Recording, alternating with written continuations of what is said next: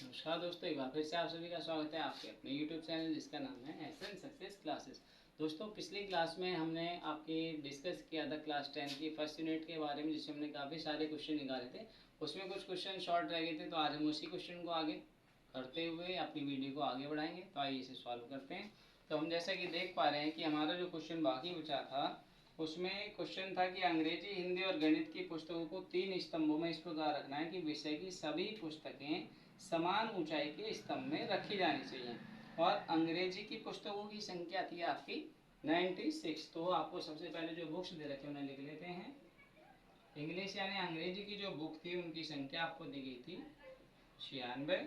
और इसी तरह हिंदी की पुस्तकों की संख्या आपको दी गई थी 240। जो हिंदी की बुक है वो दी है आपको 240। और नेक्स्ट आगे बोला है तथा गणित की पुस्तकों की संख्या 336। गणित यानी कि मैथ की जो बुक आपको दे रखी है वो आपको दी है 336। तो आपसे कहा गया है कि यदि यह मान लिया जाए कि पुस्तकें समान मोटाई की हैं तो अंग्रेजी, हिंदी तथा गणित की पुस्तकों के स्तंभों की संख्या। तो दोस्तों, जहाँ स्तंभों की संख्या पूछा गया, इट मीन्स यहाँ पे हाईएस्ट वैल्यू पूछी गई, यानी कि सबसे बड़ी संख्या क्या होगी। और सबसे बड़ी का मतलब क्या होता है? Highest common factor. जहाँ की बात होती है वहाँ हम निकालते हैं वैल्यू का HCF। तो सबसे पहले हम क्या करेंगे कि हमें जो तीनों संख्या दे रखे हैं इन तीनों के हम फैक्टर निकालेंगे। फैक्टर निकालने के बाद हमें इसमें देखेंगे क्या कॉमन है और फिर हम इसका HCF निकालने वाले हैं। तो सबसे पहले हम इसके फैक्टर कर लेते हैं। तो 96 के यदि हम फैक्टर करते हैं तो ये वैल्यू 2 से डिवाइड होती है। 2 4 जा 8 और 2 8 जा 16 यानी 48 टाइम पे।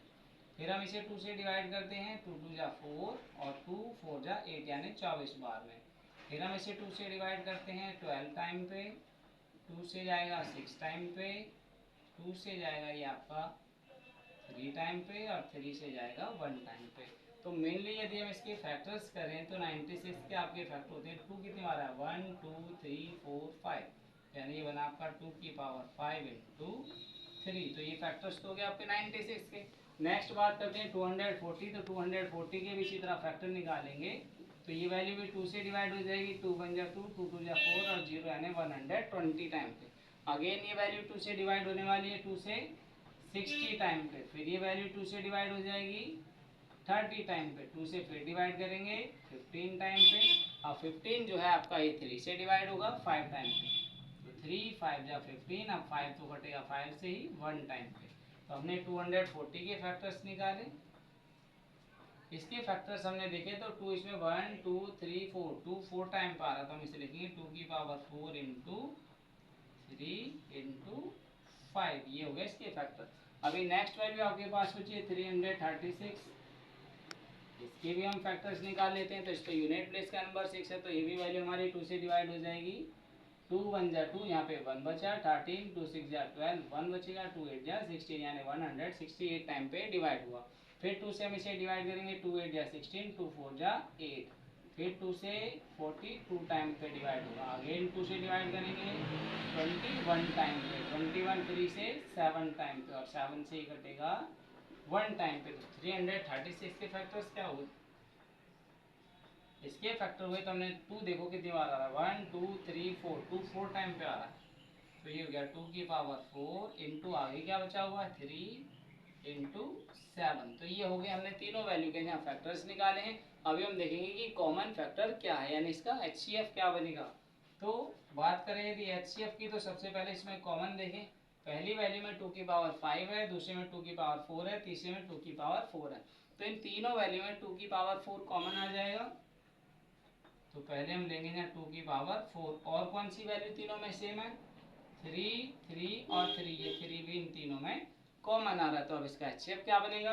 आप सभी जानते हैं 2 की पावर 4 का मतलब 2 की 4 time multiply 2 into 2 into 2 into 2 यानी 2 दूने 4 दूने 8 दूने 16। तो ये बना 16 मल्टीप्लाई 3।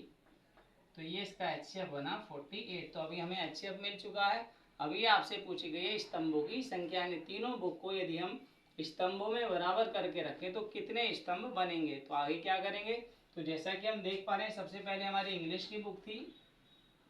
तो इंग्लिश के स्तंभों की संख्या निकालने की जो हमारी इंग्लिश की बुक थी उसे हम अपने HCF से क्या करेंगे डिवाइड कर देंगे। तो 48 से 96 कितनी बार में कट जाता है फ्रेंड्स? 2 बार में।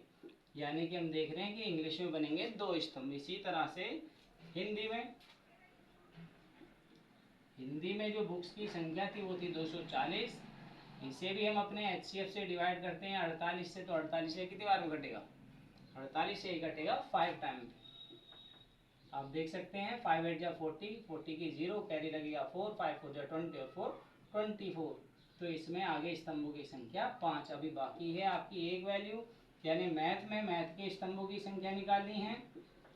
तो मैथ के स्तंभों की संख्या निकालने के लिए जो मैथ की वैल्यू है 336, इसे भी हम क्या करेंगे, जो हमारा HCF आया 48, इससे डिवाइड करेंगे। तो फ्रेंड्स ये डिवाइड होगा 7 टाइम पे।